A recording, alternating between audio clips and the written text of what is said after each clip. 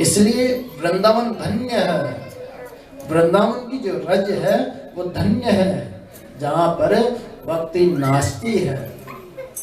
इसलिए जीवन में एक आधा बार तो वृंदावन जाना ही चाहिए, जीवन में एक बार तो तीर्थ करना ही चाहिए, और जीवन में एक बार भक्ति अपनाना ही चाहिए। पाप नहीं, पाप के लिए तो कहीं पर स्थान कहा ही नहीं गया कि कभी तो पाप करो, क्योंकि पाप तो अपने आप होते हैं। हम अग्नि जलाते हैं तो पाप हो जाता है, जीव मर जाते हैं, जल भरते हैं तो भी पाप हो जाता है, झाड़ू लगाते हैं तो पाप हो जाता है, आटा पीस कर खाते हैं तो पाप होता है, क्योंकि कई जीव मर जाते दिखाई नहीं देते। हम कोई वस्तु कूटते हैं तो पाप हो जाता है। तो हिंसा तो हो ही रही है, बिना किए हो रही है, और वो जरूरी भी है। अब पानी ना भरेंगे तो पिएंगे कैसे? तो हिंसा तो अपने आप हो रही है, लेकिन धर्म हमें खुद करना पड़ेगा। तो यहाँ भक्ति जब दुखी हो जाती है तो नारद जी से कहती है कि परीक्षित ने इस कलयुग को क्यों नहीं मार दिया।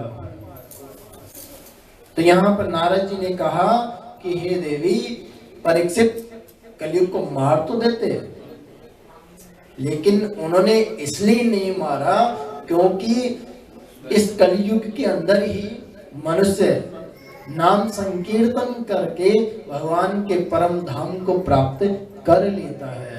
इसमें बड़े बड़े अनुष्ठान, बड़े बड़े तप करने की जरूरत नहीं पड़ती है। पहले सुनते थे ना, जैसे सतयुग में, त्रेता में हजारों वर्ष समाधि लगाकर बैठ जाते थे, तप किया करते थे, यज्ञ किया करते थे। अब हमारे में कोई बैठता है? एक दिन भी बैठ जाए तो गनीमत है, नहीं बैठते। तो इसलिए कहा जितना समय मिले सत्संगति को अपनाकर भगवान के कीर्तन करके हम अपने जीवन को सुधार सकते हैं। इसलिए परीक्षित जी ने कलयुग को नहीं मारा है,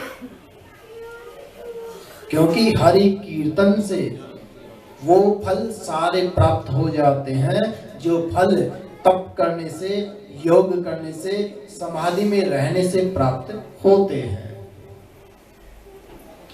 यत् फलम नास्ति तपसा न योगेन समाधिना तत्फलम लभते सम्यक कलौ केशव कीर्तनात्। कि कलयुग में केशव का हरि कीर्तन करने से ही हमारा जीवन सुधर जाता है।